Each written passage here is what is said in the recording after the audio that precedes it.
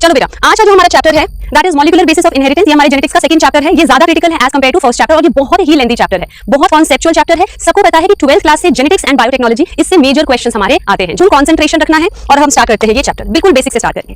Chapter का नाम क्या है? चैप्टर का नाम है मॉलिक्यूलर बेसिस ऑफ इनहेरिटेंस, यानी ऐसा कौन सा मॉलिक्यूल है जो बेसिस है हमारे इनहेरिटेंस का। इनहेरिटेंस क्या होता है? जो चीज हम, जो कैरेक्टर्स हम अपने पेरेंट्स से ले लेते हैं, जिसकी वजह से हम अपने पेरेंट्स से रिजेंबल करने लगते हैं। तो ऐसा कौन सा मॉलिक्यूल हमारे पेरेंट्स से हमें इनहेरिट होकर आता है, उस मॉलिक्यूल के बारे में ही हमें इस पूरी चैप्टर में पढ़ना है। ठीक है, so then we are saying molecule responsible for inheritance कौन सा है। तो साइंटिस्ट को पता चला 1952 में पता चला, वो आगे हम देखेंगे, फाइनल प्रूफ मिला। बट हमने कहा कि साइंटिस्ट को पता चल चुका था कि जो मॉलिक्यूल रिस्पांसिबल है कैरेक्टर को रिजेंबल करने के लिए पेरेंट्स से, यानी इनहेरिटेंस के लिए, वो है हमारी न्यूक्लिक एसिड, यानी this is the molecule which is responsible for inheritance. अब ये न्यूक्लिक एसिड को न्यूक्लिक एसिड क्यों बोलते हैं? क्योंकि ये एसिडिक मॉलिक्यूल है और न्यूक्लियस में मिलता है, so we call it nucleic acid. अब न्यूक्लिक एसिड दो टाइप का होता है, 10th क्लास से पढ़ते हुए आ रहे हैं। एक है हमारा डीएनए, दूसरा है हमारा आरएनए। ठीक है, तो हमने कहा इन दोनों न्यूक्लिक एसिड में से कौन सा न्यूक्लिक एसिड जेनेटिक मटेरियल है? वी विल से, बेटा आप याद करते हुए चलो, प्लीज मेरे साथ याद करते हुए चलो। तो स्टार्ट हुआ है चैप्टर, तो हमने कहा molecules responsible for inheritance is nucleic acid. Nucleus में जो एसिडिक सब्सटेंस है ना, nucleic acid can be of two type, one is DNA, one is RNA. तो अब क्वेश्चन आता है इन दोनों में से कौन सा न्यूक्लिक एसिड हमारा मॉलिक्यूल है इनहेरिटेंस का। Then we are saying in majority of organism DNA is the genetic material, लेकिन कुछ वायरसेस में हमारे आरएनए भी हो सकता है। और अगर हम एनसीईआरटी की बात करें, यहाँ एग्जांपल लिख दें,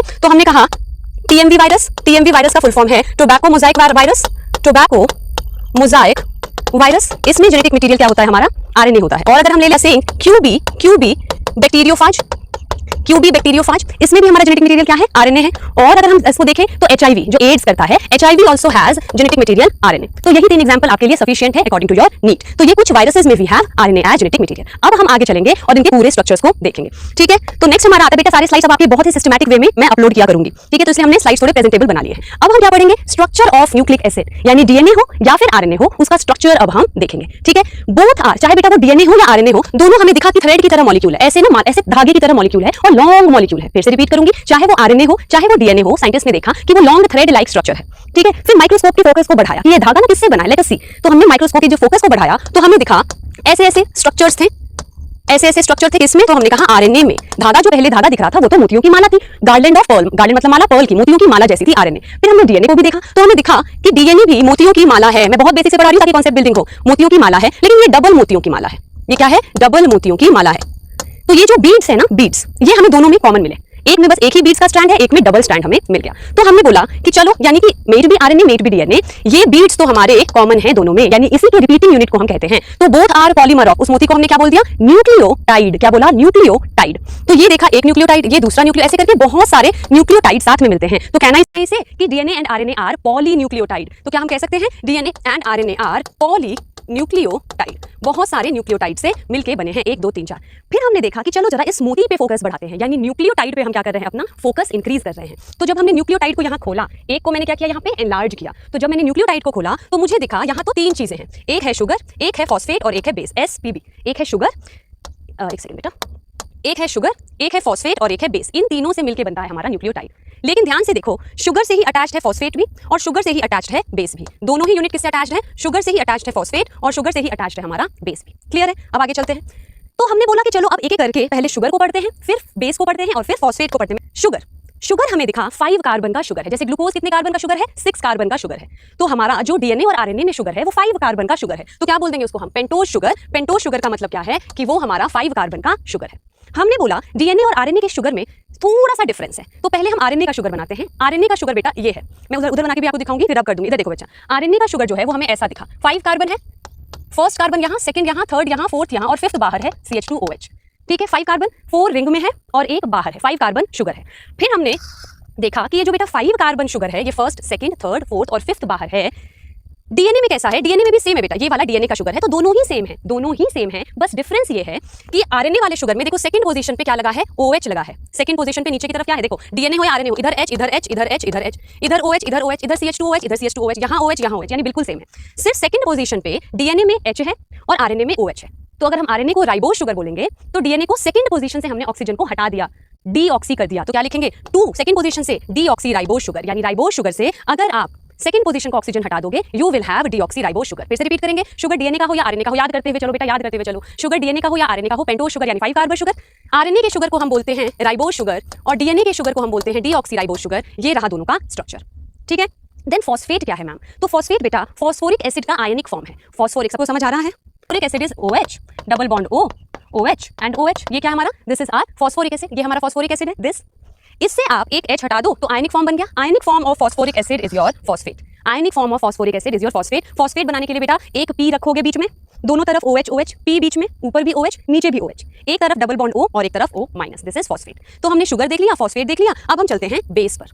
what is base, what is base, so we are saying base are nitrogen containing rings. और अगर आप बायोमोलिक्यूल में जाओ, बायोमोलिक्यूल में भी तो हमारा स्ट्रक्चर है इसका, तो वो कहते हैं nitrogen containing heterocyclic compound, nitrogen containing heterocyclic compound, यानी कुछ साइकिल्स होंगे, यानी कुछ रिंग्स होंगे जिसमें नाइट्रोजन होना जरूरी है, लेकिन पोजीशन अलग अलग होगी, और कुछ रिंग्स एक ही रिंग से बनेगा और कुछ बेसेस एक से ज्यादा रिंग से बनेंगे, लेकिन नाइट्रोजन कंटेनिंग रिंग्स होना चाहिए। ठीक है, व्हाट इज बेस, कुछ रिंग्स का स्ट्रक्चर, एक रिंग, देखो बेटा यहाँ 2 रिंग है और यहाँ 1 रिंग है, तो रिंग्स का स्ट्रक्चर जिसमें नाइट्रोजन होना जरूरी है, लेकिन रिंग कितने होंगे ये फिक्स नहीं है, तो हम कहते हैं हेटेरोसाइक्लिक रिंग, यानी होमो रिंग नहीं है, सेम टाइप के रिंग्स नहीं होंगे, अलग अलग टाइप के रिंग्स होंगे। तो ये आपकी 11th क्लास की बायोमोलिक्यूल में लिखा है नाइट्रोजन कंटेनिंग, यहाँ मैं लिख दूं हेटेरोसाइक्लिक, हेटेरोसाइक्लिक रिंग्स। अब अगर 2 रिंग है तो उसे हम कह देते हैं प्यूरीन, अगर 2 रिंग है तो उसे हम कह देते हैं प्यूरीन, और अगर एक ही रिंग है तो उसे हम कह देते हैं पिरिमिडीन। देखो बेटा इसके स्ट्रक्चर में आपको प्रॉपर्ली बायोमोलिक्यूल में करवाऊंगी और बहुत अच्छे से करेंगे स्ट्रक्चर, ऐसे आपको याद हो जाएगा। तो प्यूरीन में 2 रिंग्स हैं, अभी यही याद रखो, पिरिमिडीन में एक ही रिंग प्रेजेंट है। तो अगर हम देखें तो कितने मेंबर्स हैं इसमें, 9 हो गए, 1 2 3 4 5 6 7 8 9, और इसमें कितने हो गए 6, 1 2 3 4 5 6। तो प्यूरीन में 9 है, इसको उल्टा कर दो, पिरिमिडीन में 6 मेंबर्स प्रेजेंट हैं। ठीक है बेटा, ये हमारा बेस है, this is about our base. अब अगर 2 रिंग है तो इसमें 2 टाइप के बेस हो सकते हैं, एक है एडेनिन, एक है गुआनिन, और अगर एक ही रिंग है तो 3 टाइप के बेसेस होते हैं, साइटोसिन, थायमिन एंड यूरेसिल। इसका क्या मतलब है मैम, तो बेटा ये मैंने ना आपका रॉ स्ट्रक्चर बनाया है प्यूरिन और पिरिमिडीन का, ये तो रॉ स्ट्रक्चर है प्यूरिन और पिरिमिडीन का। तो अगर मैं इस प्यूरिन के रॉ स्ट्रक्चर को एडेनिन बनाती हूँ ना, तो मैं इस पोजीशन पे यहाँ पे अमीन ऐड कर दूंगी, तो अब ये एडेनिन बन गया। ठीक है, वैसे बता रही हूँ मैं आपको, बायोमोलिक्यूल में बताऊंगी। ठीक है, तो अब ये एडेनिन बन गया, लेकिन ऐसा ना करके मैं ये हटा दूं वापस और अमीन ग्रुप को मैं यहाँ लगाऊं और यहाँ डबल बॉन्ड O करूं, तो अब ये G बन जाता है। ठीक है, अभी इतना कंफ्यूज मत होना, तो मैं बस ये बोलना चाह रही हूँ बेटा आपको कि ये तो रॉ स्ट्रक्चर है, इसमें थोड़ा सा चेंज करेंगे, यानी एक अमीन ऊपर लगाएंगे तो एडेनिन बन जाएगा, ऐसा नहीं करेंगे, अमीन इधर लगाएंगे, इधर डबल बॉन्ड O कर देंगे तो गुआनिन बन जाएगा। यानी इस रिंग, ये रिंग 2 फॉर्म में रह सकता है डिपेंडिंग अपॉन कहाँ पे कौन सा स्ट्रक्चर अटैच्ड है। ठीक है, एडेनिन एंड गुआनिन। ठीक है, पिरिमिडीन, पिरिमिडीन में अगेन सेम चीज है, अगेन पिरिमिडीन में सेम चीज है। अगर बेटा आप यहाँ पे डबल बॉन्ड O और यहाँ पे डबल बॉन्ड O लगा देते हो, ऊपर भी डबल बॉन्ड O नीचे भी डबल बॉन्ड O, तो आपका यूरेसिल बन जाता है। ठीक है, इधर भी डबल बॉन्ड O ऐसे और इधर भी डबल बॉन्ड O, तो क्या बन जाएगा, यूरेसिल बन जाएगा। यूरेसिल बने ही रहने दोगे, यानी इधर भी डबल बॉन्ड O इधर भी डबल बॉन्ड O, और यहाँ पे लगा दोगे मिथाइल ग्रुप, तो अब यही स्ट्रक्चर थाइमीन बन जाएगा। ठीक है, इसीलिए देखो थाइमीन का दूसरा नाम क्या है, 5 मिथाइल यूरेसिल। यूरेसिल क्या था बेटा, देखो ये first position, second position, third, fourth, fifth and sixth position. ठीक है, तो हमने क्या किया है, अगर यूरेसिल बनाया, यूरेसिल में क्या है, इधर भी डबल बॉन्ड O और इधर भी डबल बॉन्ड O है, तो ये यूरेसिल है। अगर आप यूरेसिल के ही 5th पोजीशन पे मिथाइल ग्रुप लगा दो तो वो थाइमीन बन जाएगा, तो इसीलिए थाइमीन को क्या बोलते हैं, 5 मिथाइल यूरेसिल। अब हम देखेंगे इन तीनों को साथ में जोड़ना है। अब हमें क्या करना है, शुगर, फॉस्फेट और बेस, जैसे ही इन तीनों को जोड़ देंगे तो हमारा बन जाएगा न्यूक्लियोटाइड, और हमें ये पता है दोनों चीज शुगर से ही जुड़ी है, तो हम कह रहे हैं बेस अटैच होता है पहले OH ऑफ राइबोज या फिर डीऑक्सीराइबोज शुगर से। यानी ये जो आपका शुगर है ना बेटा, ये जो शुगर है इसका ये फर्स्ट पोजीशन है, देखो, यानी बेस कहाँ अटैच होगा, फर्स्ट पोजीशन के OH से अटैच होगा। बेस कहाँ अटैच होगा, first position of carbon of sugar के OH से अटैच हो जाएगा। ठीक है, और अगर हम बात करते हैं फॉस्फेट की, फॉस्फेट किससे अटैच होगा, तो 5th कार्बन से। ये रहा आपका शुगर, ये रहा 5th कार्बन, यहाँ पे आपका अटैच होगा फॉस्फेट, और शुगर के यहाँ पे अटैच होगा बेस, यहाँ क्या अटैच होगा, बेस अटैच होगा, और यहाँ क्या अटैच होगा, फॉस्फेट अटैच होगा। ठीक है, अब लिंकेज के नाम देखेंगे, देन वी आर सेइंग, इधर देखो बेटा, ये मैंने प्रॉपर स्ट्रक्चर बना दिया है, ये शुगर है, दिस इज शुगर। शुगर के फर्स्ट पोजीशन से हमने किसको जोड़ दिया, हमने बेस को जोड़ दिया, और इस बॉन्ड को क्या बोलते हैं, N glycosidic bond. N glycosidic क्यों, क्योंकि बेस के नाइट्रोजन से जुड़ रहा है और शुगर के बॉन्ड को बोल रहे हैं ग्लाइकोसिडिक बॉन्ड। बेस के नाइट्रोजन से शुगर जुड़ रहा है, so this bond is called an glycosidic bond. अब हम बात कर रहे हैं फॉस्फेट की, फॉस्फेट कहां से अटैच हो रहा है, तो हमने कहा ये रहा 5th कार्बन, मैंने एक्जैक्टली जो फॉस्फेट बनाया था ये पूरा फॉस्फेट मैंने यहाँ पे जोड़ दिया है।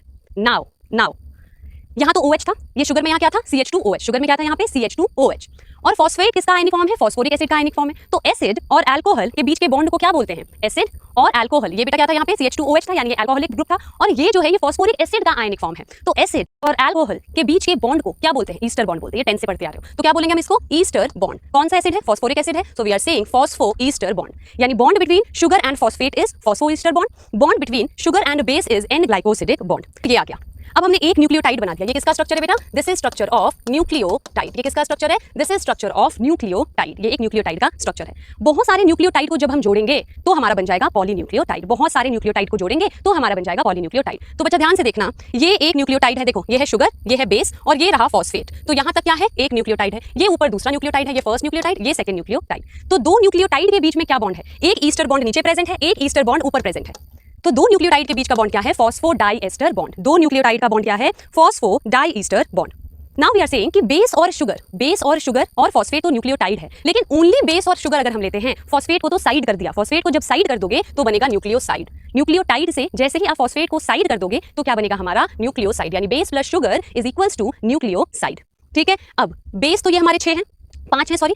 न्यूक्लियोसाइड कैसे नाम देते हैं हम उसको? एडेनिन के साथ जब शुगर जुड़ेगा तो बनेगा न्यूक्लियोसाइड एडिनोसिन। गुआनिन से क्या बनेगा? गुआनोसिन। यानी अगर आप प्यूरिन को बना रहे हो न्यूक्लियोसाइड तो उसके आगे आप सीन लगा रहे हो, लेकिन अगर आप पिरिमिडीन को बना रहे हो न्यूक्लियोसाइड यानी शुगर से जोड़ रहे हो तो आप डीन लगा रहे हो। ठीक है, प्यूरिन को अगर आप न्यूक्लियोसाइड बना रहे हो तो उसके नाम के आगे आप सीन लगा रहे हो, लेकिन अगर पिरिमिडीन को आप न्यूक्लियोसाइड बना रहे हो तो उसके नाम के आगे आप डीन लगा रहे हो। Adenine become adenosine, guanine become guanosine, but cytosine become cytidine, uracil becomes uridine and thymine becomes thymidine. अब ध्यान रखना बेटा, अगर ये वाला थायमीन आता है ना, ये अलग है। थायमीन की स्पेलिंग यहाँ क्या है? THYMIN। ये विटामिन है, विटामिन बी है, ये हमारा बेस है। ठीक है, तो क्वेश्चन में ना इस वाले चैप्टर से जो क्वेश्चन में ट्रिकी चीज होती है ना, जो ट्रिकी चीज होती है इस वाले चैप्टर में, वो इन नामों में होती है। कोई नाम दे देंगे गुआनोसिन और पूछेंगे ये बेस है, न्यूक्लियोसाइड है या न्यूक्लियोटाइड है। ठीक है, तो आपको समझ आ गया न्यूक्लियोसाइड क्या है। देन इसी का न्यूक्लियोटाइड अगर बनेगा तो फॉस्फोरिक एसिड तो जुड़ रहा है न्यूक्लियोसाइड में, अगर आप फॉस्फेट को जोड़ रहे हो तभी तो न्यूक्लियोटाइड बन रहा है। तो हम उसके आगे फॉस्फोरिक एसिड अगर लगाना है तो आप बोलोगे तो एडिनाइलेट, गुआनाइलेट, साइटिडाइलेट, यूरिडाइलेट, थाइमिडाइलेट, यानी अब इसके आगे आप 8 लगा रहे हो। Adenylate, guanylate, cytidylate, uridylate and thymidylate. ठीक है, अब आगे चले। अब ये देखो बेटा, ये एनसीईआरटी का आपका डायग्राम है। ये कौन सा डायग्राम है? हमारे एनसीईआरटी का डायग्राम है। अब इसको ध्यान से देखते हैं। ये देखो बेटा, ये है हमारा शुगर, ये है हमारा शुगर, शुगर से जुड़ा हुआ ये बेस है। ठीक है, और शुगर के 5 डैश से जुड़ा ये फॉस्फेट है, यानी ये एक न्यूक्लियोटाइड है। ये बेटा हमारा दूसरा न्यूक्लियोटाइड है, ये हमारा तीसरा न्यूक्लियोटाइड है, ये हमारा चौथा न्यूक्लियोटाइड है। तो हर एक न्यूक्लियोटाइड में क्या है? ये रहा शुगर, शुगर का ये रहा फर्स्ट पोजीशन, क्योंकि बेस मैम यहाँ से जुड़ा है, ATGC बेस जहाँ से जुड़ा कौन सा पोजीशन है? ये फर्स्ट पोजीशन, ये सेकंड पोजीशन, ये थर्ड पोजीशन, ये फोर्थ पोजीशन और फिफ्थ पोजीशन से फॉस्फेट जुड़ा है। सिमिलरली ये शुगर का फर्स्ट पोजीशन, ये सेकंड पोजीशन, ये थर्ड पोजीशन, ये फोर्थ पोजीशन, फिफ्थ पोजीशन से फॉस्फेट जुड़ा है। ठीक है, अब अगर हम इसके नेमिंग कर दे, अगर अब हम बॉन्ड्स के यहाँ पे नेमिंग कर दे, बॉन्ड्स के यहाँ पे क्या कर दे? नेमिंग कर दे, तो जल्दी से बताओ ये बॉन्ड क्या होगा? This bond will be N glycosidic bond. ये हो गया हमारा एन ग्लाइकोसिडिक बॉन्ड। ठीक है, ये बॉन्ड क्या होगा बेटा? ये शुगर और फॉस्फेट के बीच में, तो ये हो गया phosphoester bond. Diester नहीं हुआ है, ये फॉस्फो ईस्टर बॉन्ड, क्योंकि हम इसकी बात कर रहे हैं, शुगर और फॉस्फेट के बीच की बात कर रहे हैं, ये वाला। लेकिन अगर हम ये पूरे बॉन्ड की बात करें, यानी 2 न्यूक्लियोटाइड के बीच में, एक ये, तो ये क्या है अब? Phosphodiester bond. अब ये क्या है? Phosphodiester bond. एक और चीज यहाँ पे देखो, अब बाकी स्ट्रक्चर ज्यादा बायोमोलिक्यूल में आएगा। ये बेटा अगर एक न्यूक्लियोटाइड है, बेस शुगर और फॉस्फेट है, तो ये रहा इसका बेस, यहाँ है इसका फॉस्फेट। फॉस्फेट कौन से एंड पे है? 5 डैश एंड पे है। ठीक है बेटा, ध्यान से देखना अगेन, ये है first carbon, second carbon, third, fourth and fifth carbon. जब नया न्यूक्लियोटाइड आएगा तो वो किससे अटैच होगा? ये दूसरा न्यूक्लियोटाइड है, ये इसका बेस है, ये इसका CH2O फॉस्फेट है, कौन से एंड पे है? 5 डैश पे है। ठीक है, अब नया न्यूक्लियोटाइड अपने 5 डैश से पुराने न्यूक्लियोटाइड के 3 डैश पे अटैच हो रहा है, यानी फॉस्फोडाइएस्टर बॉन्ड एक न्यूक्लियोटाइड के 5 डैश से दूसरे न्यूक्लियोटाइड के 3 डैश पे अटैच हो रहा है। ठीक है, ये देखो बेटा, ये कौन सा ले लिया मैंने, ये है 5 डैश और ये क्या है? 3 डैश। तो बॉन्ड किसके बीच में है? 5 डैश टू 3 डैश। सिमिलरली ये क्या है? 5 डैश, ये क्या है? 3 डैश। बॉन्ड किधर बना है? 5 डैश टू 3 डैश बना है। बॉन्ड किधर बना है? 5 डैश टू 3 डैश बना है। तो किसी भी डीएनए के चेन में एक तरफ 5 डैश फॉस्फेट रहेगा और एक तरफ 3 डैश OH रहेगा। अगर मैं यहाँ पे नया न्यूक्लियोटाइड लाती हूँ, अगर मैं बेटा यहाँ पे नया न्यूक्लियोटाइड लाती हूँ, तो फिर से इसके 5 डैश का फॉस्फेट इसके 3 डैश के OH को अटैक करेगा। ये याद रखना, रेप्लिकेशन में काम आएगा। हमेशा 5 डैश का फॉस्फेट 3 डैश के OH पे अटैक करता है और बॉन्ड हमारा बन जाता है। क्लियर है सबको? क्लियर है। अब यहाँ से बेटा क्वेश्चन जो बनने हैं वो बहुत कम जो बनने हैं, मेनली याद रखना, base is adenine, guanine, cytosine, uracil, thymine. ये जब न्यूक्लियोसाइड बनता है तो प्यूरिन के आगे आप क्या लगा दोगे? सीन, और पिरिमिडीन के आगे डीन। फॉस्फेट करोगे तो आइलेट लगाओगे। दूसरा क्वेश्चन बनेगा बॉन्ड्स पे, तो 5 डैश ऑफ फॉस्फेट अटैक करता है 3 डैश ऑफ OH पे। ठीक है, तो हमेशा किसी भी चेन के एक एंड पे 5 डैश फॉस्फेट रहेगा, तो नीचे हमेशा 3 डैश OH रहेगा। ये नया न्यूक्लियोटाइड भी अगर आएगा तो इसका 3 डैश OH ये रहा, फिर नया इस पे आएगा तो हमेशा ऐसा रहेगा। अब ये सिंगल स्ट्रैंड है, एक ही स्ट्रैंड है। अगर ये एक ही स्ट्रैंड है बेटा तो ये RNA होगा, क्योंकि RNA इज सिंगल स्ट्रैंडेड। अगर बेटा ये एक ही स्ट्रैंड है तो ये क्या होगा? ये RNA होगा, बिकॉज RNA हमने स्टार्टिंग में कहा सिंगल स्ट्रैंडेड था। तो इसके राइबोज शुगर के सेकंड पोजीशन पर OH प्रेजेंट होगा। इसके राइबोज शुगर के सेकंड पोजीशन पे यहाँ पे क्या होगा? OH होगा। यहाँ OH लगा दिया मैंने, यहाँ OH लगा दिया मैंने, तो ये क्या है? हमारा RNA हो सकता है। ठीक है, अगर DNA होगा बेटा, अगर DNA होगा तो 2 ऐसे ही स्ट्रैंड आएंगे और आपस में हाइड्रोजन बॉन्ड से जुड़ जाएंगे। उसका स्ट्रक्चर हम वाटसन एंड क्रिक के मॉडल में अभी करेंगे। इतनी बात समझ आई? ये देखो, आपस में 2 स्ट्रैंड आए, एक स्ट्रैंड ये है, एक स्ट्रैंड ये है, और किससे जुड़ गए? हाइड्रोजन बॉन्ड से जुड़ गए। किसके बीच में बना हाइड्रोजन बॉन्ड्स, वो हम देखेंगे अभी वाटसन क्रिक के मॉडल में। अब हम पढ़ेंगे डीएनए के स्ट्रक्चर के बारे में। प्लीज ध्यान से देखना, 2 स्ट्रैंड्स आएंगे। ठीक है, तो मैंने बना दिया, पहले एक स्ट्रैंड बना रहे हैं, तो मैंने बनाया बेटा, ये रहा शुगर, ठीक है, ये रहा बेस और ये रहा फॉस्फेट। ये एक न्यूक्लियोटाइड हो गया, मैंने फिर से बनाया, ये रहा शुगर, ये रहा बेस और ये रहा फॉस्फेट, ये दूसरा न्यूक्लियोटाइड हो गया। सिमिलरली मैंने नीचे बना दिया, ये रहा शुगर, ये रहा फॉस्फेट और ये रहा बेस, ये मैंने तीसरा बना दिया। 3 न्यूक्लियोटाइड बना दिया। अब ये फिफ्थ कार्बन है तो ये इससे जुड़ गया यहाँ पे। ठीक है, ये भी मैंने इसके थर्ड से जोड़ दिया और ये भी किसी के थर्ड से ऑलरेडी जुड़ा हुआ है और ये रहा बेस। ठीक है, ये डीएनए का मैंने एक स्ट्रैंड बना दिया, ये मैंने क्या किया बेटा, डीएनए का एक स्ट्रैंड बना दिया। ठीक है, तो हमें कहा है जो बैकबोन है डीएनए का वो शुगर एंड फॉस्फेट से बना है। देखो बैकबोन किससे बना है, sugar phosphate sugar phosphate sugar phosphate sugar phosphate. Base तो अंदर की तरफ आ रहे हैं, अंदर की तरफ परपेंडिकुलर होके आ रहे हैं। ठीक है, सो बैकबोन डीएनए का किससे बना है, बॉन्ड किसके बीच हो रहा है, पहले शुगर है फिर फॉस्फेट है फिर शुगर है फिर फॉस्फेट है, यानी बैकबोन तो शुगर और फॉस्फेट का बना है, बेस तो परपेंडिकुलरली अंदर की तरफ आ रहे हैं, परपेंडिकुलरली अंदर की तरफ जा रहे हैं, लेकिन जुड़ा कौन है आपस में, शुगर और phosphate. So backbone of DNA is made up of sugar and phosphate and bases project in perpendicular to main axis. अब अगर आप इसको ध्यान से देखो तो इसके ऊपर क्या है, फॉस्फेट है, 5' फॉस्फेट है, तो नीचे क्या होगा, 3' होगा। तो ये वाला स्ट्रैंड में ऊपर फॉस्फेट जा रहा है और नीचे OH आ रहा है। जब मैं दूसरा स्ट्रैंड बनाऊंगी उसको उल्टा बनाऊंगी, उसको मैं कैसा बनाऊंगी, उल्टा बनाऊंगी, ऐसे। ठीक है, यानी शुगर मैंने उल्टा कर दिया, वो देखो शुगर मैंने उल्टा कर दिया। तो two strands are antiparallel, अगर एक में ऊपर शुगर है फिर phosphate sugar phosphate sugar phosphate, तो दूसरे में उल्टा होगा, अगर एक में ऊपर फॉस्फेट है तो दूसरे में शुगर होगा, यानी 3' और इधर 5' एंड 3', यानी two strands are antiparallel to each other. तो हमने कहा two strands are antiparallel to each other, दो स्ट्रैंड्स कैसे रहेंगे, antiparallel to each other. इधर देखो बेटा, अगर ये मैंने एक स्ट्रैंड बनाया और मैंने इसको 5' किया और इसको 3' किया, तो जो दूसरा स्ट्रैंड होगा उसका यहाँ 3' होगा और नीचे क्या होगा, 5' होगा। So DNA is double stranded, one strand polarity 5' to 3', then other strand will have polarity 5' to 3'। ठीक है, और बैकबोन किससे बना है, शुगर और फॉस्फेट से बना है, sugar phosphate sugar phosphate sugar phosphate sugar phosphate.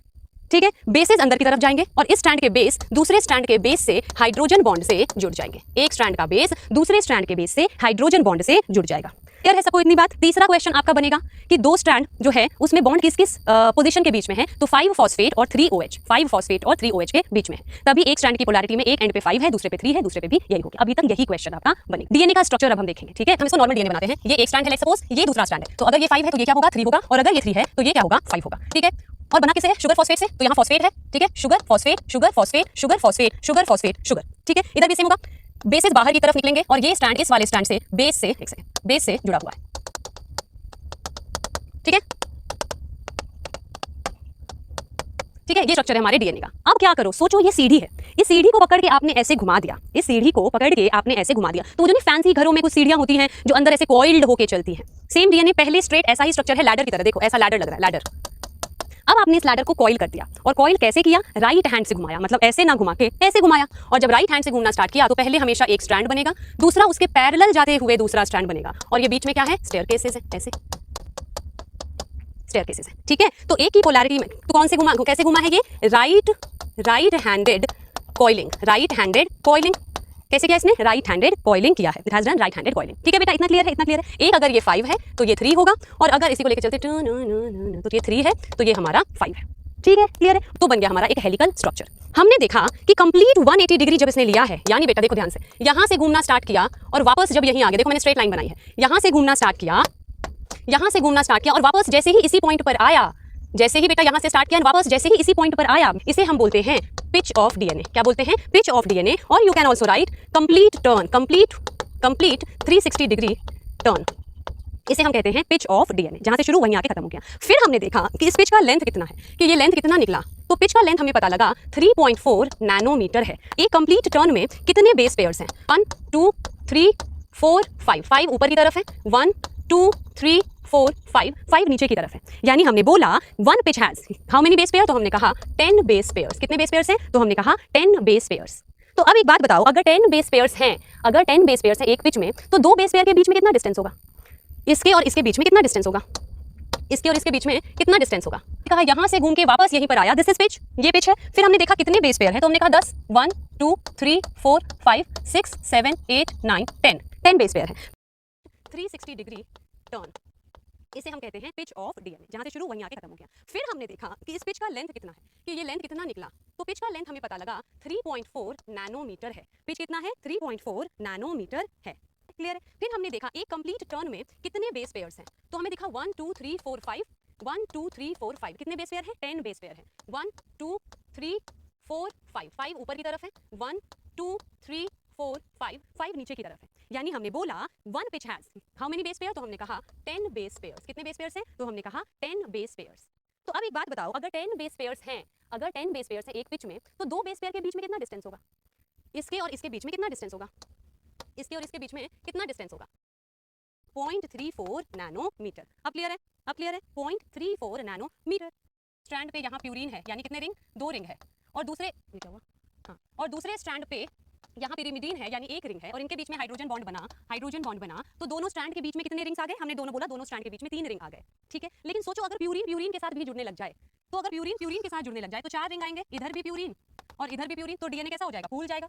Pyrimidine सिर्फ पिरिमिडीन के साथ करने लगा तो 2 ही रिंग आएंगे, डीएनए यहाँ पे पिचक जाए। यानी अगर हमें कांस्टेंट डायमीटर रखना है तो अगर एक स्ट्रैंड पे प्यूरीन है दूसरे पे पिरिमिडीन का होना बहुत जरूरी है। Is it clear? Pairs with pyrimidine, purine always pairs with pyrimidine to maintain constant diameter. चलो ये बात तो लिख लिया आपको, टू मेंटेन कांस्टेंट डायमीटर, ठीक है। तो ए पेयर करता है किसके साथ? टी के साथ पेयर करता है 2 हाइड्रोजन बॉन्ड से, और जी पेयर करता है सी के साथ 3 हाइड्रोजन बॉन्ड से। ये दोनों क्या है बेटा? ये दोनों प्यूरीन है। ये दोनों क्या है बेटा? ये पिरिमिडीन है, ठीक है। 2H बॉन्ड और इनके बीच में कितना है? 3 हाइड्रोजन बॉन्ड। इतना समझ आ गया? इतना समझ आ गया।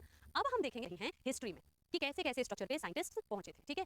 तो बेटा स्ट्रक्चर के डिटेलिंग तक साइंटिस्ट कैसे पहुंचे? बट उन्होंने एनसीईआरटी में लिखा है हॉलमार्क। क्या लिखा है? हॉलमार्क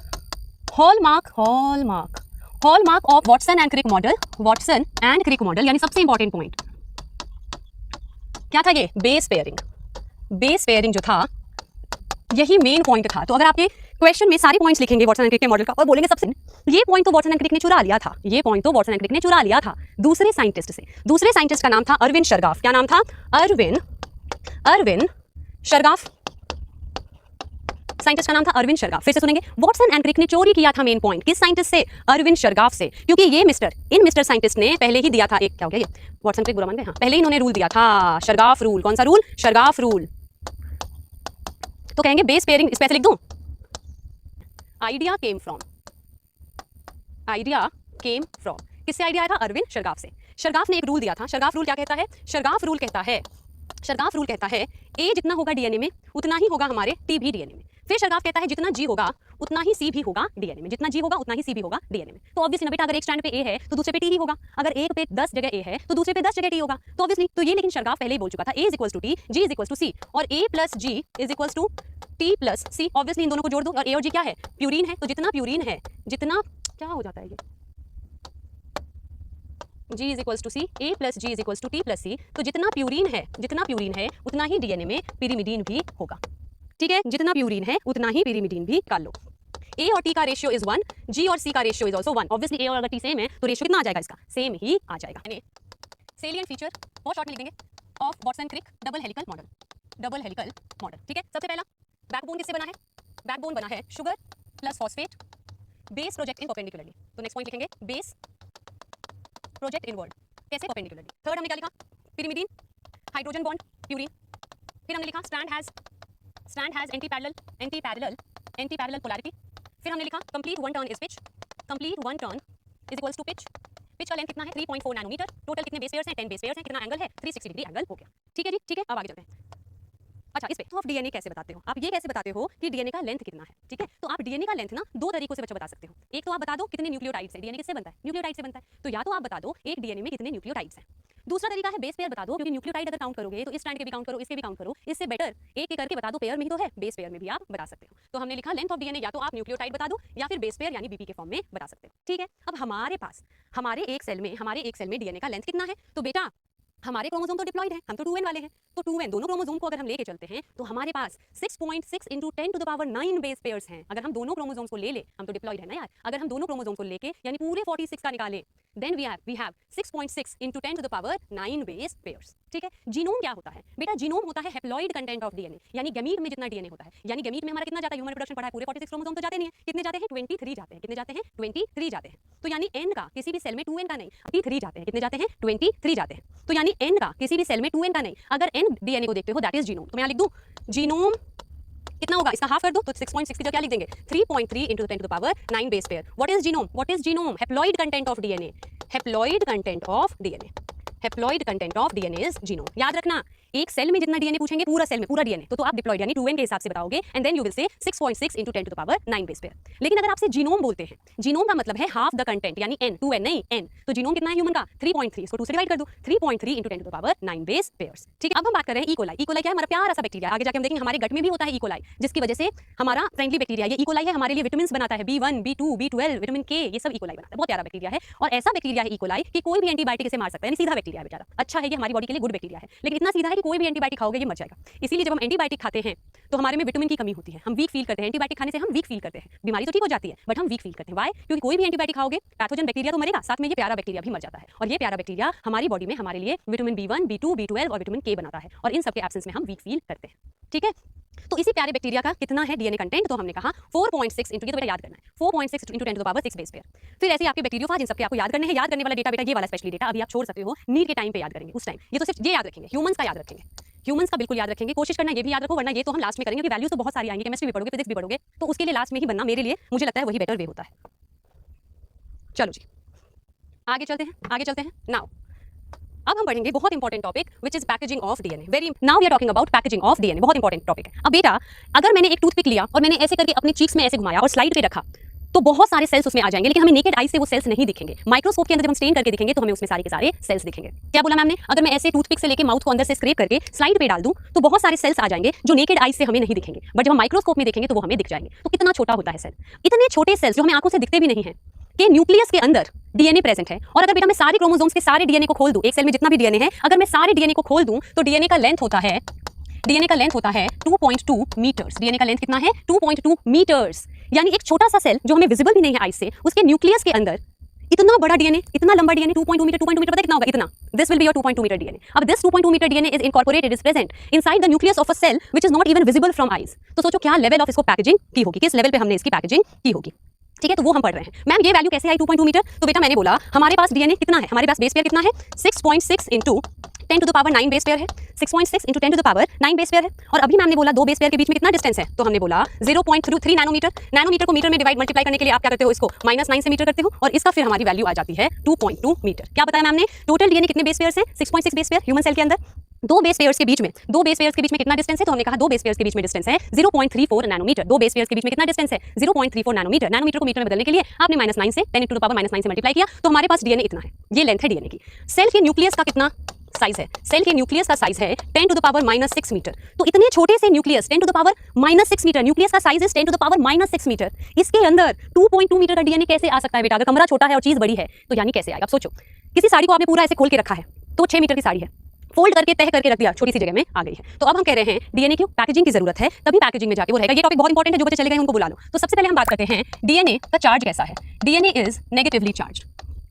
कैसा चार्ज है? Negatively charge. डीएनए का नेगेटिव चार्ज कैसे है मैम, कैसे पता? क्योंकि अभी हमने पढ़ा फॉस्फेट। फॉस्फेट का चार्ज कितना था? फॉस्फेट का चार्ज नेगेटिव था। तो फॉस्फेट की वजह से डीएनए का चार्ज कैसा हो गया है? नेगेटिव हो गया है। Why? Because of phosphate. DNA का चार्ज नेगेटिव है बिकॉज ऑफ फॉस्फेट। तो अगर मुझे डीएनए को कहीं से घुमाना है, कहीं से अट्रैक्ट करना है, तो मैं कोई पॉजिटिव चीज लेकर आऊंगी, पॉजिटिव लाऊंगी, डीएनए बीइंग नेगेटिव उसकी तरफ अट्रैक्ट हो जाएगा। तो हम बात करते हैं हिस्टोन प्रोटीन्स की। किसकी बात कर रहे हैं? हिस्टोन प्रोटीन्स की हम बात कर रहे हैं। हिस्टोन प्रोटीन्स कैसे प्रोटीन्स हैं? हमने कहा positively charged proteins, positively charged protein. लेकिन किसी प्रोटीन का चार्ज पॉजिटिव है या नेगेटिव है, वो किस पे डिपेंड करेगा? कैसे पता चलेगा आपको? तो बेटा प्रोटीन किससे बनता है? अमीनो एसिड से बनता है। तो जो भी प्रोटीन में अमीनो एसिड है उसके साइड चेन पॉजिटिव है या नेगेटिव है? अमीनो एसिड जो है, उस जो प्रोटीन है, प्रोटीन किससे बनता है? Amino acid. ये बहुत सारे आपके अमीनो एसिड है और अमीनो एसिड से जुड़ के प्रोटीन बनता है। तो अमीनो एसिड का एक तो मेन चेन है, वो मेन चेन ये है, एक साइड चेन निकल रहा होता है आर के फॉर्म में, साइड चेन होता है आर के फॉर्म में। तो ये साइड चेन में अगर मेजॉरिटी में पॉजिटिव ग्रुप है तो हम बोलते हैं protein is positively charge. Positive charge किस पे होता है? Side chain of amino acid, side chain of amino acid.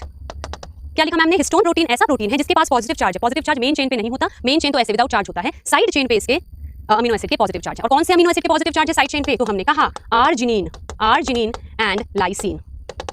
यही दो अमीनो एसिड हैं जिसके साइड चेन पे पॉजिटिव चार्ज है। यही दो अमीनो एसिड हैं। Histone is abundant in amino acid arginine and lysine, and these two amino acid have positive charge on their side chain. Statement आएगा मेन चेन गलत, statement आएगा side chain सही। ठीक है, तो अब हम आगे चलते हैं। तो हम बोल रहे हैं कि histone protein positively charge protein है और वो बेसिक भी है। डीएनए कैसा है? एसिडिक है। DNA is acidic substance. Histone कैसा है? बेसिक है। डीएनए इज नेगेटिवली चार्ज क्योंकि फॉस्फेट है। हिस्टोन इज पॉजिटिवली चार्ज क्योंकि लाइसिन और आर्जिनिन है। तो acidic, basic, negative, positive, attraction. ठीक है, तो मैं यहां लिख दूं DNA acidic. Tired of piecing together study materials for exams and clinicals? The UWorld Medical Library brings together acidic and negatively charged, histone basic and positively charged। तो दोनों के बीच में क्या हो गया? Opposite attracts, attraction. अब हिस्टोन प्रोटीन एक ही नहीं होता, हिस्टोन प्रोटीन एक ही नहीं होता, हिस्टोन प्रोटीन होते हैं बहुत सारे। तो कौन कौन से मैम? H1 को भूल जाओ, एक नंबर तो बाद में आता है, जो एक नंबर है वो बाद में आएगा। H2A, H2B, H3 H4 histone की बात कर रहे हैं, एक नंबर बाद में आएगा, फर्स्ट वन बाद में आएगा, 2 से शुरू कर रहे हैं, H2A, H2B, H3, H4, कितने हो गए बेटा? 4। ये नाम ये नाम H2, H3 नहीं भी याद रखो चलेगा। 4 हिस्टोन प्रोटीन एक साथ आते हैं और ऐसे ही 4 फिर से पीछे से एक साथ फिर से आ जाते हैं, यानी इसके पीछे 4 और हैं। तो अब ये कितने हो गए टोटल? 8। तो इसे हमने क्या बोल दिया? Histone octamer. Histone octamer, this is histone octamer. ठीक है, क्लियर है आपको इतनी बात? 8 हिस्टोन प्रोटीन एक साथ आते हैं और गोल हैं सारे 8 हिस्टोन प्रोटीन एक साथ आते हैं और आपस में चिपक जाते हैं, तो क्या बन जाता है? Histone octamer. क्लियर है? अब डीएनए भाई साहब आएंगे और नेगेटिव चार्ज है तो इसके पास पॉजिटिव है, इससे चिपक के इससे गोल घूम के निकल जाएंगे। एक राउंड बेटा, अगर ये हिस्टोन प्रोटीन है, डीएनए यहां से स्टार्ट हुआ, 1 कंप्लीट राउंड, 1 हाफ राउंड आगे निकल गया। ठीक है, सो डीएनए इसके राउंड है, ये क्या है? ग्रीन वाला, इट इज डीएनए। जब हिस्टोन ऑक्टामर को सराउंड करके डीएनए राउंड ले लेता है तो उसे अब हम बोलते हैं न्यूक्लियोसोम। ये पूरा स्ट्रक्चर क्या है? This entire structure is nucleosome. Nucleosome क्या होता है मैम? तो हमने बोला nucleosome is equals to histone octamer plus DNA around it, plus DNA around it, plus DNA around it. सबको क्लियर है? अब आगे चलते हैं, ध्यान से देखना बच्चा। अगेन मैंने बोला ये रहा हिस्टोन ऑक्टामर, इसमें 8 हिस्टोन है, ये रहा बेटा दूसरा हिस्टोन ऑक्टामर, ये रहा बेटा तीसरा हिस्टोन ऑक्टामर, ये रहा चौथा हिस्टोन ऑक्टामर एंड लाइकवाइज। अब डीएनए घुमाते हैं इसके अराउंड। पहला डीएनए ऐसे आया 1.5 turn, again 1.5 turn, 1.5 turn, 1.5 turn, ऐसे आगे मुड़ता जा रहा है। तो ये क्या है मेरे बच्चों? This is 1 nucleosome, this is another nucleosome, this is another nucleosome and this is another nucleosome. ठीक है, तो ये अब आपके बहुत सारे न्यूक्लियोसोम्स आ चुके हैं। ठीक है, बहुत सारे न्यूक्लियोसोम्स अब आपके। अब एक बात बताओ, अगर ये डीएनए पूरा खुला रहता तो लंबा रहता, लेकिन अभी इसने एक ही जगह पे 1.5 बार टर्न करना स्टार्ट कर दिया है, तो पहले से थोड़ा सा ये अब छोटा हो चुका है। ठीक है, एक साड़ी ऐसे जा रही है, आपने एक ही जगह उसको 1.5 बार घुमा दिया, फिर हल्का सा आगे ले गए, फिर 1.5 बार घुमा दिया, तो अब धीरे धीरे साड़ी कॉम्पैक्ट होती जा रही है। ये जो स्ट्रक्चर है आपका, इसको देख के ऐसा लग रहा है कि किसी स्ट्रिंग के ऊपर, धागे के ऊपर मैंने मोतियां रख दी है, बीड्स ऑन स्ट्रिंग। तो इसे आप क्या बोल सकते हो? Beads on string. एक स्ट्रिंग के ऊपर हमने बीड्स लगा दी है और यही है हमारा क्रोमैटिन। क्रोमैटिन, यही है हमारा क्रोमैटिन। क्या है मैम क्रोमैटिन? बेटा, जब आपका सेल रेस्टिंग स्टेट में होता है, जब आपका सेल रेस्टिंग स्टेट में होता है तो उसमें किस फॉर्म में डीएनए रहता है? क्रोमैटिन। लेकिन जब आपका सेल डिवीजन शुरू करता है ना तो क्रोमोसोम बन जाता है। लेकिन इंटरफेज में सेल में डीएनए कैसा रहता है? धागे की तरह रहता है। तो क्रोमैटिन वो है डीएनए जो आपके एक रेस्टिंग सेल में, यानी अगर ये सेल रेस्ट कर रहा है तो इसके न्यूक्लियस के अंदर ऐसे ही न्यूक्लियोसोम्स के बीड्स ऑन स्ट्रिंग होंगे। एंड बीड्स ऑन स्ट्रिंग या फिर मेनी न्यूक्लियोसोम्स या फिर मेनी न्यूक्लियोसोम, इसी को हम क्या कहते हैं? क्रोमैटिन। रेस्टिंग स्टेट में आपका डीएनए इसी तरह रहता है। क्या है क्रोमैटिन बेटा? Histone protein plus DNA, histone protein plus DNA, या फिर chromatin is equals to beads on string, या फिर chromatin is equals to many nucleosome. ठीक है, अभी आपके बॉडी के सेल्स अगर रेस्ट कर रहे हैं तो इसी फॉर्म में क्रोमैटिन प्रेजेंट है। फिर हमने देखा अगर मैं इतने ही डीएनए को देखूं जो एक न्यूक्लियोसोम में है, इतना डीएनए एक न्यूक्लियोसोम में, ये डीएनए दूसरे न्यूक्लियोसोम में है, और इस डीएनए को हम कहते हैं लिंकर डीएनए। क्या बोलते हैं? लिंकर डीएनए, क्योंकि वो एक न्यूक्लियोसोम से दूसरे न्यूक्लियोसोम के बीच का लिंक है। ठीक है, तो मैं बोल रही हूं आपको कि इस वाले न्यूक्लियोसोम के डीएनए में कितने बेस पेयर्स हैं? तो इस वाले में है टोटल 200 बेस पेयर्स। एक न्यूक्लियोसोम में कितने बेस पेयर्स हैं? 200, यानी 1 2 3 4 5 6 ऐसे मैं काउंट करना शुरू करूंगा तो 200 बेस पेयर्स आएंगे। इधर भी होंगे 200 बेस पेयर्स, इधर भी होंगे 200 बेस पेयर्स। तो सोचो ना बेटा, अगर बहुत सारे न्यूक्लियोसोम्स हैं तो सबने 200 को तो अपने में सराउंड कर ही लिया ना यार, एक जगह आगे सारे 200, कॉम्पैक्ट हो गया स्ट्रक्चर। ठीक है, लेकिन यहीं पे कॉम्पैक्शन नहीं रुकता है और आगे जाता है, क्योंकि अभी पूरी पैकेजिंग नहीं हुई है, अभी तो बना है क्रोमैटिन। हमें कहां तक जाना है? क्रोमोसोम तक जाना है। हमें कहां तक जाना है बेटा? क्रोमोसोम तक। ठीक है, तो अब आगे चलेंगे। अब आएगा हिस्टोन 1। अब कौन आएगा? हिस्टोन 1 आएगा। नेक्स्ट पेज पे चल लेते हैं। अब हिस्टोन 1 आएगा। हिस्टोन 1 क्या करेगा बेटा? देखना ध्यान से, ये एक न्यूक्लियोसोम है। एक nucleosome, what is nucleosome? Histone octamer plus DNA around it. तो ये एक न्यूक्लियोसोम है। लेट्स सपोज ये दूसरा न्यूक्लियोसोम है। अब एक आता है हिस्टोन प्रोटीन 1, वो क्या करता है? यहाँ आ जाता है, एक न्यूक्लियोसोम के पास आता है और इसमें अट्रैक्शन है दूसरे न्यूक्लियोसोम के लिए। तो जैसे ही ये यहाँ आया, ये खिंच के यहाँ चला गया, ये न्यूक्लियोसोम खिंच के यहाँ चला गया। फिर मैं कह रही हूँ दूसरा आया H1, तो इसके बाद जो नेक्स्ट न्यूक्लियोसोम था वो खिंच के यहाँ आ गया। फिर से आया H1, तो एक और न्यूक्लियोसोम खिंच के इधर आ गया। तो सोचो, पहले वाला स्ट्रक्चर थोड़ा खुला हुआ था, अब जैसे ही H1 आया, ये क्या है हमारा? हिस्टोन 1 H1, ये इलोंगेटेड है, ये लिंकर डीएनए पे आके चिपकता है। लिंकर डीएनए क्या था? ये था, इस पे आके लग जाता है, और जैसे ही लगता है ये दोनों खिंच के इधर आते हैं, ये खिंच के आते हैं, तो अब सारे न्यूक्लियोसोम और कॉम्पैक्ट होके पास आने लगे हैं। क्या हो रहा है? अब सारे न्यूक्लियोसोम कॉम्पैक्ट होके और भी पास आने लग गए हैं। तो क्या मैं H1 को बोल दूं linker histone which further links or brings close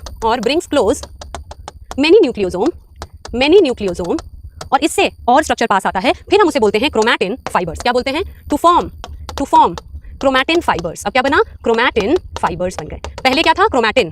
पहले क्या बेटा? ओनली न्यूक्लियोसोम पूछेंगे तो क्या बोलोगे? ओनली न्यूक्लियोसोम पूछेंगे, थक गए क्या? सुनो, ओनली न्यूक्लियोसोम पूछेंगे तो आप बोलोगे क्रोमैटिन।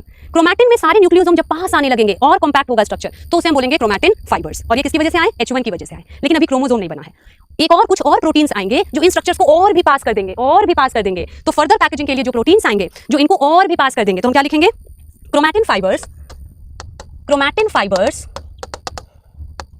फर्दर पैकेज्ड कौन से प्रोटीन आएंगे वो लिखते हैं, with the help of NHC। NHC का फुल फॉर्म है नॉन हिस्टोन क्रोमोसोमल प्रोटीन्स। और इससे क्या बनेगा, to form chromosome, to form chromosome, to form chromosome. मैं एक बार रिपीट कर दूं बेटा, फिर से सुनो, देखो एक बार, देखो इधर देखो।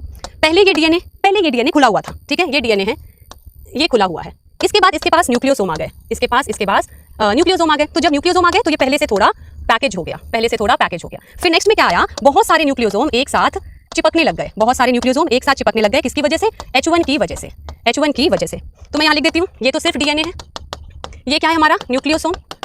न्यूक्लियोसोम का मतलब है क्रोमैटिन, ठीक है। उसके बाद क्या बना, ये क्रोमैटिन फाइबर, ठीक है। उसके बाद नॉन हिस्टोन प्रोटीन्स आए, उसके बाद हम कहेंगे नॉन हिस्टोन प्रोटीन्स आए और ये एकदम ऐसे बन गया। Now this is chromosome. तो इसके नेक्स्ट क्या बन गया, ये क्रोमोसोम, ये बन गया क्रोमोसोम। फिर से देखो बेटा, पहले डीएनए था खुला हुआ, पैकेजिंग की हमने, हिस्टोन ऑक्टामर के अराउंड इसको कॉइल किया, तो बना हमारा न्यूक्लियोसोम। न्यूक्लियोसोम का बहुत सारा न्यूक्लियोसोम यानी क्रोमैटिन।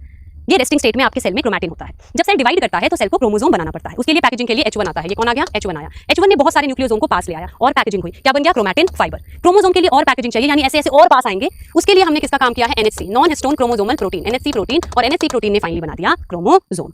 क्लियर है, यूकैरियोट की पैकेजिंग पढ़ रहे हैं। नाउ दो वर्ड्स आते हैं, यूक्रोमैटिन एंड हेटेरोक्रोमैटिन। यानी क्रोमैटिन क्या है बेटा, क्रोमैटिन बहुत सारे न्यूक्लियोसोम यानी क्रोमैटिन। तो आप कह रहे हैं क्रोमैटिन दो टाइप का हो सकता है, क्रोमैटिन दो टाइप का हो सकता है। One is euchromatin, one is euchromatin, another is heterochromatin, one is euchromatin, another is heterochromatin। क्या डिफरेंस है, तो बेटा ध्यान से सुनना, बिल्कुल ध्यान से सुनना। अगर क्रोमैटिन में न्यूक्लियोसोम खुले है, एकदम दूर है,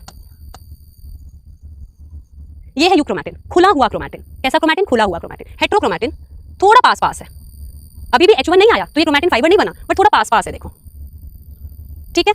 तो हम लिख दें लूजली पैक्ड, ये लूज है, ये पैक्ड, डेंसली पैक्ड है। तो क्या मैं यहाँ लिख दूं, लूजली पैक्ड, लूज है, न्यूक्लियोसोम दूर है, लूज है। डेंसली पैक्ड, पास है न्यूक्लियोसोम, डेंसली पैक्ड, पास है इसका न्यूक्लियोसोम। ये बात क्लियर है। यूक्रोमैटिन दूर है, हेटेरोक्रोमैटिन पास है, क्या, न्यूक्लियोसोम। ठीक है बेटा, क्लियर है। फिर हम कहते हैं अगर मैं इस पे डाई डाल दूं, क्या डाल दूं, डाई डाल दूं और धो दूं, तो डाई धुल जाएगा। लेकिन मैंने अगर इस पे डाई डाला तो डाई ना बीच में फंस जाएगा, ऐसे फंस जाएगा, तो धोने पे शायद ना निकले। इसमें तो आपका डाई यहाँ आया, पानी डाला, ये डाई सारा निकल गया। लेकिन इसमें आपने डाई डाला तो ये कोने में चला गया, तो हो सकता है ये फंस के रह जाए। तो ये लाइट स्टेन देगा, डाई के साथ लाइट स्टेन देगा, lightly stained, LIGHTLY, lightly stained. लेकिन ये कैसा देगा, darkly stained. This will be darkly stained, lightly stained and darkly stained. सबको समझ आ रहा है, lightly stained and darkly stained. चलो 2-3 मिनट और पढ़ लेते हैं, ठीक है। फिर हम नेक्स्ट बात करते हैं, लास्ट पॉइंट है बेटा, चैप्टर वो खत्म करूँ आज की क्लास, पैकेजिंग पे बस प्रोकैरियोट का थोड़ा सा बता के नेक्स्ट क्लास में हम आपके क्या है वो experiments and properties of genetic material करेंगे। इसको देखो, यूक्रोमैटिन से बेटा डीएनए से क्या बनता है, आरएनए बनता है, आरएनए से प्रोटीन बनता है। ये तो पता ही है, डीएनए से आरएनए बनता है, आरएनए से प्रोटीन बनता है। ये खुला हुआ डीएनए है, इससे जल्दी आरएनए बन जाएगा क्योंकि खुला हुआ डीएनए है। ये तो बंद डीएनए है, इसको तो पहले खोलना पड़ेगा तभी तो प्रोटीन बनेगा। तो हम बोलेंगे ट्रांसक्रिप्शनली एक्टिव, सॉरी कलर अच्छा यूज किया मैंने। और इधर क्या बोलेंगे, ट्रांसक्रिप्शनली इनएक्टिव। ये ट्रांसक्रिप्शनली एक्टिव होगा और ये ट्रांसक्रिप्शनली इनएक्टिव होगा। ट्रांसक्रिप्शन क्या होता है, तो बेटा सेंट्रल डॉगमा लिख दूं, मैं पीछे जाके लिख देती हूँ। Francis Crick gave central dogma. Central dogma क्या बोलता है, डीएनए से बनता है डीएनए से फिर बनता है आरएनए और आरएनए से बनता है हमारा प्रोटीन। डीएनए के नाम भी लिख दूं यहाँ पे, डीएनए से डीएनए बनने को हम क्या बोलते हैं, रेप्लिकेशन। डीएनए से आरएनए बनने को हम बोलते हैं ट्रांसक्रिप्शन और आरएनए से प्रोटीन बनने को हम बोलते हैं ट्रांसलेशन। ठीक है, तो हम कह रहे हैं पैकेजिंग इन प्रोकैरियोट्स में क्या होता है, तो हमने बोला प्रोकैरियोट्स में बेटा हिस्टोन नहीं होता। कैरियोट में क्या होता है, DNA is packaged with the help of positively charged other proteins. तो देखो ध्यान से डायग्राम में बना रही हूं मैं, ये समझ लो पॉजिटिवली चार्ज प्रोटीन है बट ये हिस्टोन नहीं है। ये पॉजिटिवली चार्ज प्रोटीन है बट ये हिस्टोन नहीं है। तो मैं यहाँ लिख दूं, this is positively charge protein not histone. ये हिस्टोन नहीं है, पॉजिटिवली चार्ज प्रोटीन है बट ये हिस्टोन नहीं है, पॉजिटिवली चार्ज प्रोटीन है बट ये हिस्टोन नहीं है। अब प्रोकैरियोट का जो डीएनए है ना वो सर्कुलर डीएनए होता है। प्रोकैरियोट का डीएनए सर्कुलर डीएनए होता है, तो खुला हुआ तो है ही नहीं कि कहीं पे कुछ करे। तो सर्कुलर डीएनए, लेट्स सपोज इसका ये बड़ा सा सर्कुलर डीएनए है, डबल स्टैंडर्ड सर्कुलर डीएनए। इसमें क्या होता है, ये प्रोटीन है ना, इस प्रोटीन के सराउंडिंग में ये ऐसे ऐसे करके लूप लेने लगता है। ठीक है, डबल स्टैंडर्ड है तो डबल स्टैंडर्ड बना दो। ये ध्यान देना, इसको हम बोल रहे हैं, आया हुआ क्वेश्चन है लार्ज लूप होता है या स्मॉल लूप। कैसे लूप बने हैं, लार्ज लूप्स बने हैं डीएनए के, प्रोटीन के सराउंडिंग में, और स्ट्रक्चर को बोलते हैं हम न्यूक्लियोइड। क्या बोलते हैं, न्यूक्लियोइड। स्ट्रक्चर को हम बोलते हैं न्यूक्लियोइड। अब आपकी कक्षा समाप्त होती है आज के लिए।